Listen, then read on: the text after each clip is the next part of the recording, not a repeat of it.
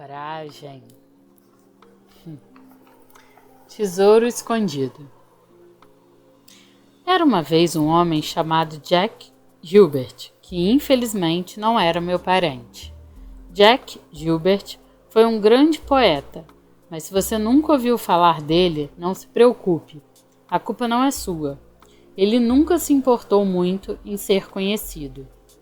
Mas eu o conhecia, ainda que não pessoalmente, e nutria por ele um grande afeto, então vou lhe contar um pouco a respeito dele. Jack Gilbert nasceu em Pittsburgh, em 1925, e cresceu em meio à fumaça, ao barulho e às usinas da cidade. Trabalhou em fábricas e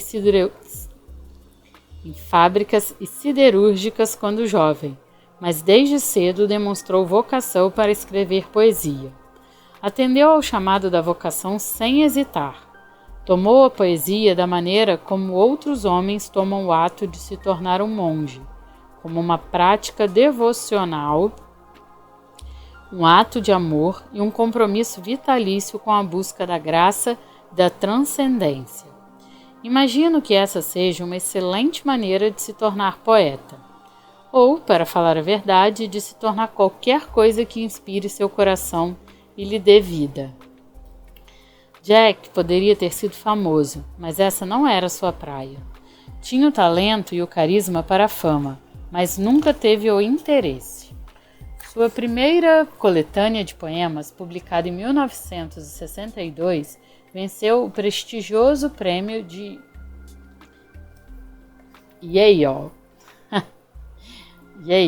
acho que é assim, para jovens poetas e foi indicado ao Pulitzer, acho que é assim. E como se não bastasse, conquistou ainda público e crítica, tarefa nada fácil para um poeta no mundo moderno. Havia algo nele que atraía as pessoas e as mantinha cativadas. Era bonito, intenso, sexy e brilhante no palco. Um imã para as mulheres e um ídolo para os homens. Em fotos tiradas para a revista Vogue, aparece lindo e com um ar romântico. As pessoas eram loucas por ele. Poderia ter sido um astro do rock. Em vez disso, ele desapareceu. Não queria se deixar distrair por toda a comoção. Anos mais tarde, afirmou que achava sua fama entediante. Não porque fosse imoral ou pudesse corrompê-lo, mas pelo simples fato de que era exatamente a mesma coisa todos os dias. Buscava algo mais profundo, mais substancioso, mais variado. Então, largou tudo. Foi viver na Europa e lá ficou por 20 anos. Morou por um tempo na Itália e na Dinamarca, mas passou a maior parte dessas 2 décadas na Grécia, em uma cabana no topo de uma montanha. Lá contemplava os mistérios eternos, assistia à mudança das luzes e escrevia seus poemas sem ser incomodado. Teve suas histórias de amor, seus obstáculos, suas vitórias. Foi feliz. Conseguiu se sustentar fazendo trabalhos esporádicos aqui e ali. Precisava de pouco. Deixou que seu nome fosse esquecido. Após 2 décadas, Jack Gilbert ressurgiu e publicou outra coletânea de poemas. Mais uma vez o mundo literário se apaixonou por ele. Mais uma vez teve a chance de ser famoso. E mais uma vez desapareceu. Dessa vez por 1 década. Esse padrão sempre se repetia. Isolamento seguido pela publicação de algo sublime, seguido por mais isolamento. Era como uma orquídea rara, florescendo apenas de muitos em muitos anos. Nunca fez o menor esforço para se promover. Em uma das poucas entrevistas que Gilbert deu na vida, perguntaram-lhe como achava que seu distanciamento do mundo editorial tinha afetado sua carreira. Ele riu e disse: "Imagino que tenha sido fatal."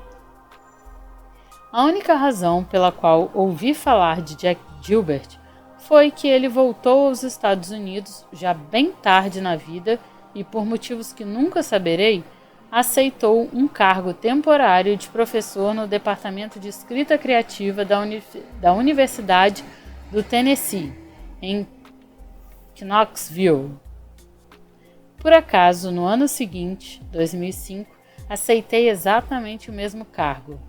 Pelo campus começou a correr a piada de que aquela era a Cátedra Gilbert. Encontrei os livros de Jack Gilbert em minha sala, a mesma sala que ele havia ocupado. Era quase como se eu ainda pudesse sentir o calor da sua presença no lugar. Li seus poemas e fui arrebatada por seu esplendor e pela maneira como sua poesia me lembrava a de Whitman.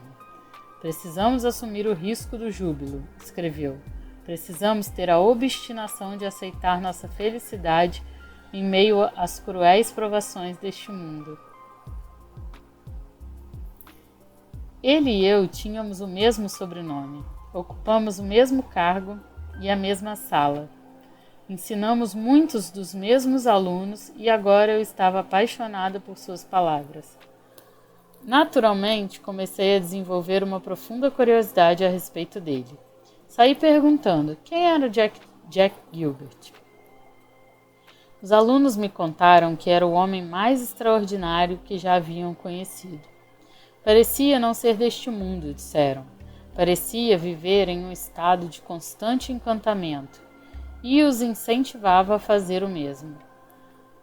Não os ensinou exatamente como escrever poesia, disseram, mas por quê?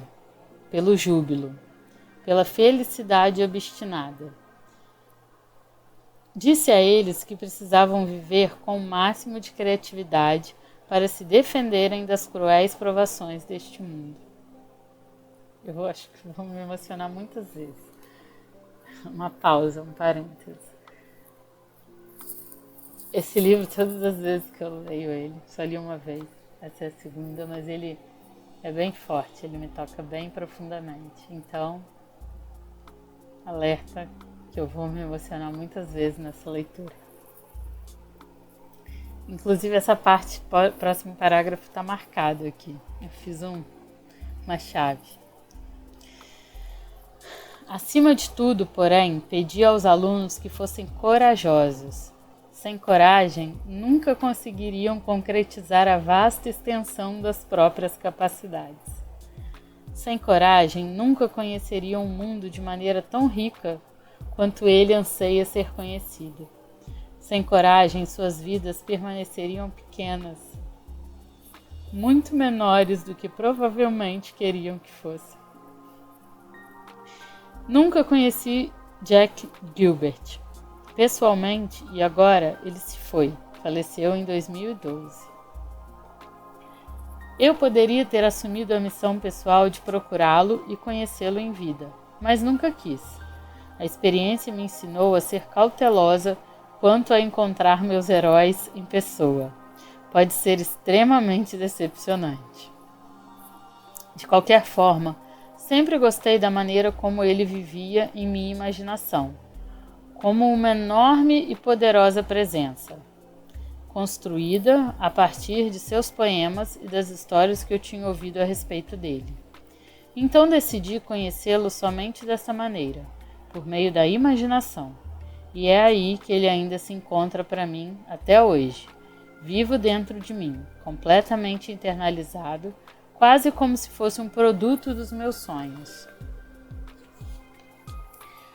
Mas nunca vou esquecer o que o verdadeiro Jack Gilbert disse a outra pessoa, uma pessoa de verdade, de carne e osso, uma tímida estudante da Universidade do Tennessee. Essa jovem me contou que certa tarde, depois da aula de poesia, Jack a chamou à parte, elogiou seu trabalho, depois perguntou o que ela queria fazer da vida. Hesitante, a aluna admitiu que talvez quisesse ser escritora. Ele sorriu com infinita compaixão para a menina e perguntou: "Você tem a coragem necessária? Tem coragem de trazer à tona esse trabalho? Os tesouros escondidos dentro de você estão esperando que você diga sim." O que é viver criativamente? Esta, acredito, é a pergunta central da qual depende toda a criatividade. Você tem coragem de trazer à tona os tesouros que estão escondidos dentro de você? Olhe, não sei o que está escondido dentro de você. Não tenho como saber. Talvez você mesmo mal saiba, embora eu suspeite que tenha tido vislumbres. Não conheço suas capacidades, suas aspirações, seus desejos, seus talentos secretos, mas há certamente algo maravilhoso guardado dentro de você. Digo isso com total confiança, pois acredito que somos todos repositórios ambulantes de tesouros escondidos. Acredito que essa seja uma das peças mais antigas e generosas que o universo vem pregando em nós, seres humanos, tanto para sua própria diversão quanto para a nossa. Ele enterra estranhas joias bem no fundo de todos nós. Depois se afasta e fica observando para ver se conseguimos encontrá-las. A caça para encontrar esse tesouro, isso é viver criativamente. A coragem para início de conversa de se lançar nessa nova caça. Isso é o que separa uma existência mundana de uma existência mais mágica. Os resultados dessa caça muitas vezes surpreendentes. É isso que chamamos de grande magia. Vou até ler de novo, eu não sei se eu pontuei corretamente. A caça para encontrar esse tesouro. Isso é viver criativamente. A coragem, para início de conversa, de se lançar nessa caça. Isso é o que separa uma existência mundana de uma existência mais mágica. Os resultados dessa caça, muitas vezes surpreendentes. É isso que chamo de grande magia. Eu vou ficar por aqui. Eu vou de pouco em pouco para digerir, né? E eu vou de trecho em trecho, tá? Aqui finalizou essa parte e depois vai abrir uma nova, mas tudo ainda dentro da parte 1, que é a coragem. E então continue comigo e seguimos juntos.